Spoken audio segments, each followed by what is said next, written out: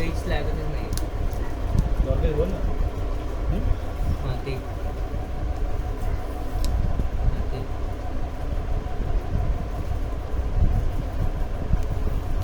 असं करा. आता फक्त हा ह्याच्यात ठेवा. नाहीतर एक मिनिट थांबा. आता ह्याला ह्याच्यात ठेवा. असाच ठेव.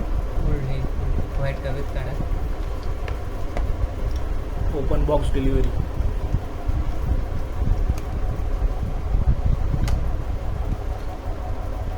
ओके ठीक आहे.